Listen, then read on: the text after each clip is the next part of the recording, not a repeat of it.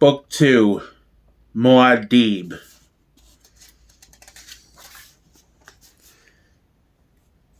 When my father, the Pasha Emperor, heard of Duke Leo's death and the manner of it, he went into such a rage as we never before seen.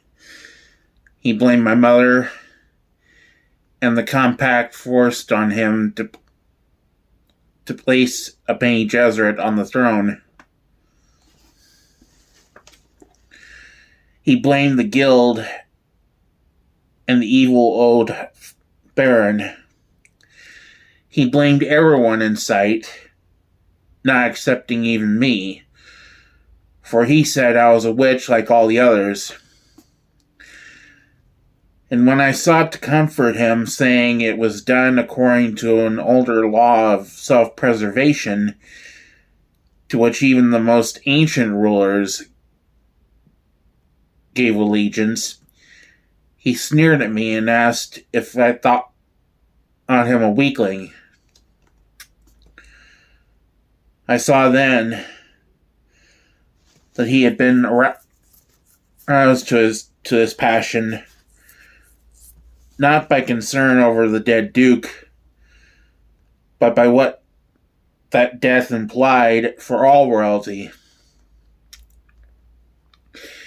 As I look back on it, I think there may have been some prescience in my father, too.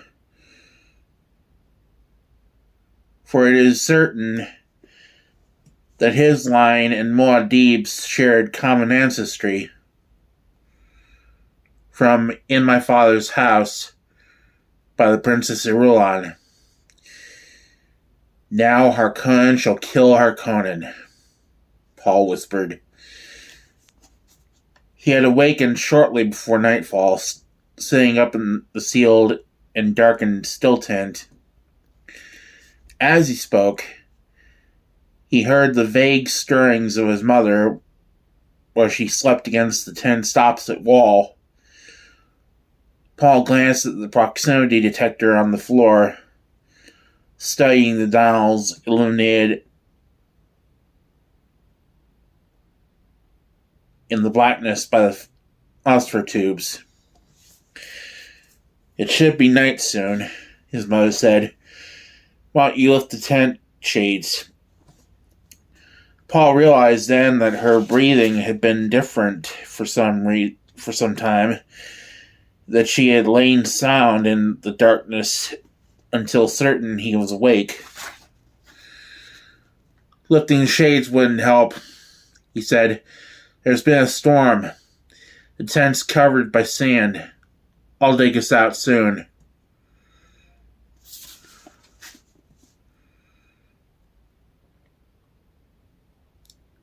No sign of Duncan yet? None. Paul rubbed absently at the Dougal signet on his thumb, and a sudden rage against the very substance of this planet which had helped kill his father set him trembling. I heard the storm begin, Jessica said. The undemanding emptiness of her words helped restore some of his calm. His mind focused on the storm as he had seen it begin through the transparent end of their stilltent. Cold dribbles of sand crossing the basin, then runnels and tails furrowing in the sky. He had looked up to a rock spire, seeing it change shape under the blast, becoming a low, cherry-colored wedge. Sand funneled into their basin had shadowed the sky with dull curry, then blotted out all light as the tent was covered.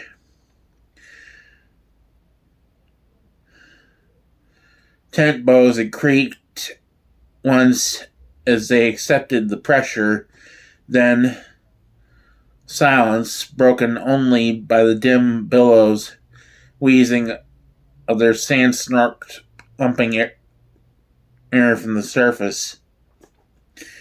Try the receiver again, Jessica said. No use, he said. He found his stillsuit's wire tube and its lip at his neck, drew a warm swallow into his mouth, and he thought that here he truly began Narrakeen existence, living on reclaimed moisture from his own breath and body. It was flat and tasteless water, but it soothed his throat. Jessica heard Paul drinking, felt the slickness of her own stillsuit clinging to her body, but she refused to accept her for her thirst. To accept it would require awakening fully into the terrible necessities of Arrakis, where they must guard even fractional traces of moisture, hoarding the few drops in the tent's catch pockets, begrudging a breath wasted on the open air. So much easier to drift back down into sleep. But there had been a dream in this day's sleep, and she shivered at the memory of it. She had held dreaming hands beneath sand flow where a name had been written, Duke Leto Atreides. The name had blurred with the sand, and she had moved to restore it, but the first layer filled when the last was begun. The sand would not stop. Her dream became wailing, louder and louder. That ridiculous wailing, part of her mind had realized the sound was her own voice as a tiny child, little more than a baby. A woman, not quite visible to memory, was going away. My unknown mother, Jessica thought.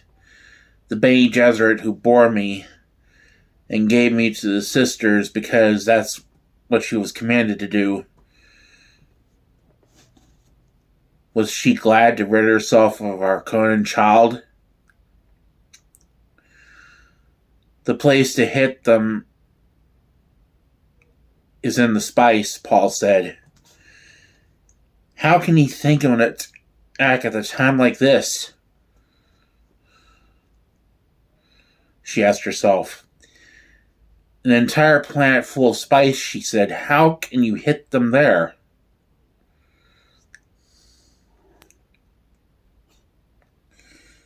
She heard him stirring, the sound of their back being dragged across the tent floor. It was sea power and air power on Caladan, he said. Here, it's desert power. The Fremen are the key. His voice came from the vicinity of the tent's sphincter. Her Bene Gesserit training sensed in his tone an unresolved barrenness toward her. All his life he had been trained to hate Harkonnen, she thought. Now he finds he is Harkonnen. Because of me. How little he knows me. I was my Duke's only woman. I accepted his life and his values, even to defying my Bene Gesserit orders. The tent's glow tab came alight under Paul's hand, filled the domed area with green radiance. Paul crouched at the sphincter, his stillsuit hood adjusted for the open desert, forehead capped, mouth filter in place, nose plugs adjusted. Only his dark eyes were visible. A narrow band of face that turned once toward her and away. "Secure yourself for the open," he said, and his voice was blurred behind the filter. Jessica pulled the filter across her mouth, began adjusting her hood. As she watched Paul break the tent seal, sand rasped as he opened the sphincter,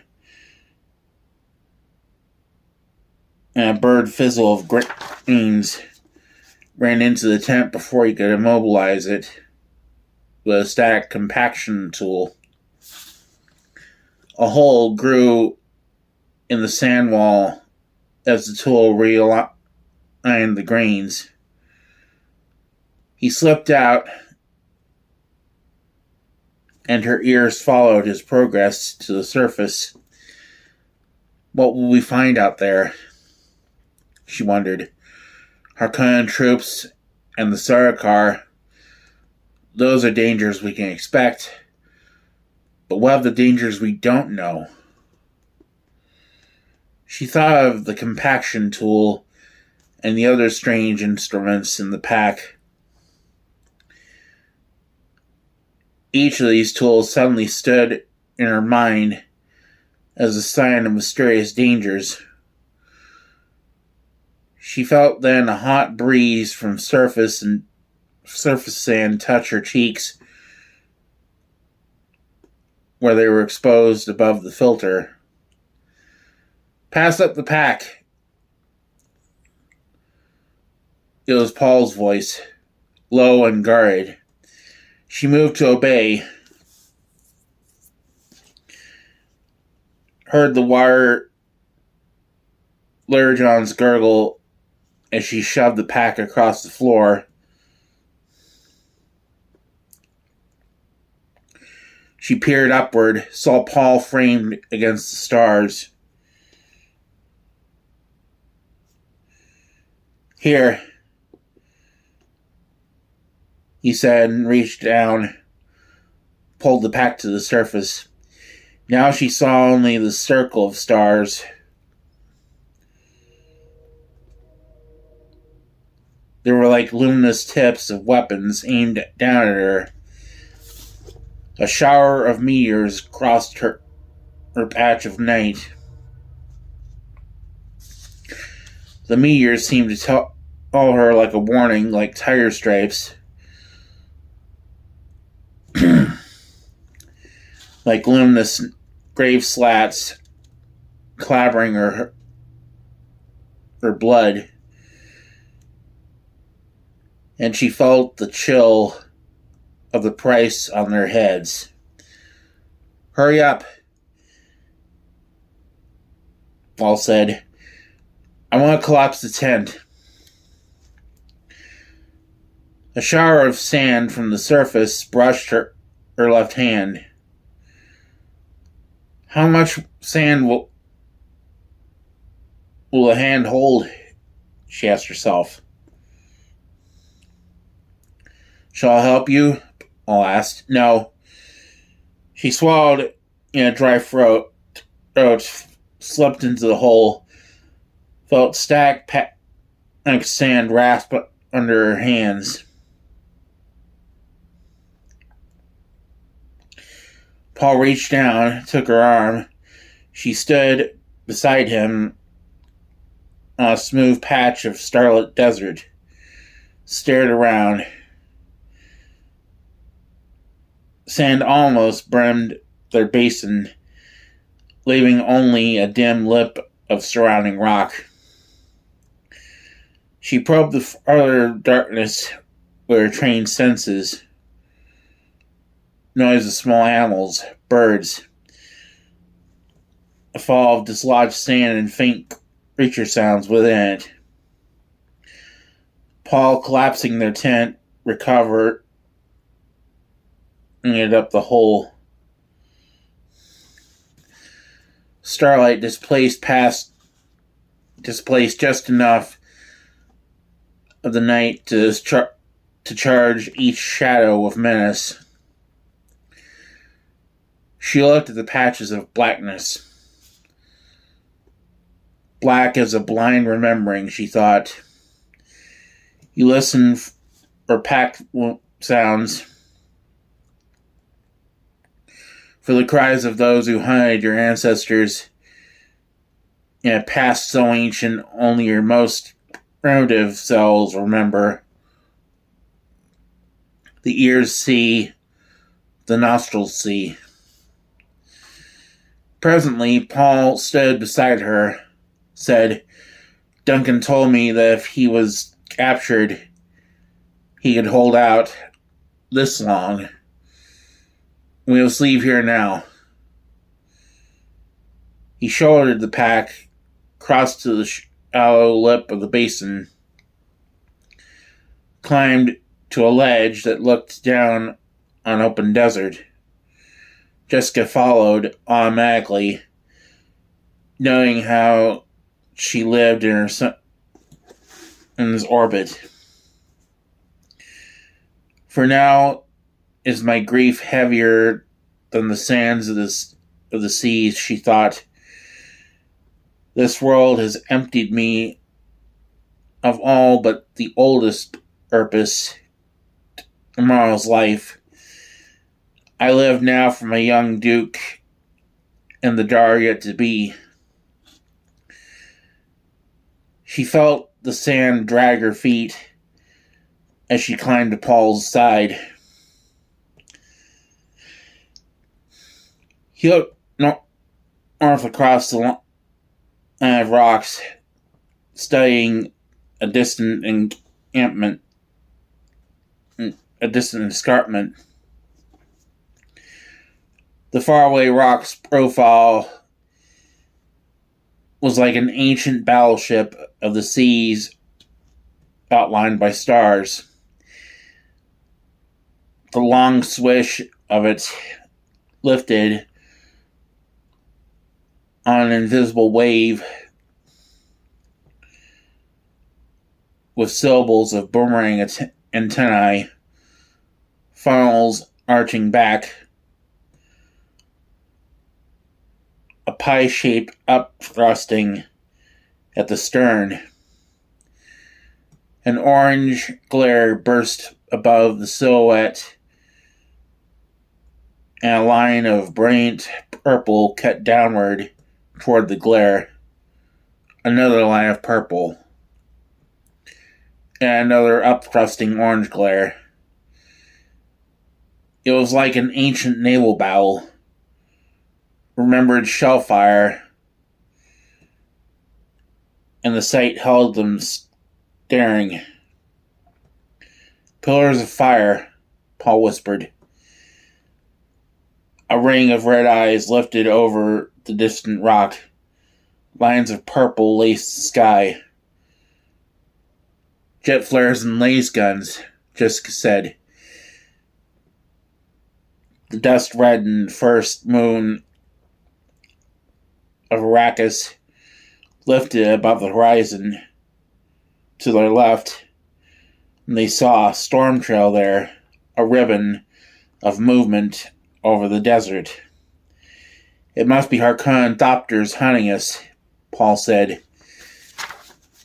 The way they're cutting up the desert is as though they were making certain they stamped out whatever's there, the way you'd stamp out a nest of insects. Or a nest of Atreides, Jessica said. We must seek cover. Paul said. We'll head south and keep to the rocks. If they caught us in the open... He turned, adjusting the pack to his shoulders. They're killing anything that moves. He took one step along the ledge and, in that instant, heard the low hiss of gliding aircraft, saw the dark shapes of ornithopters above them.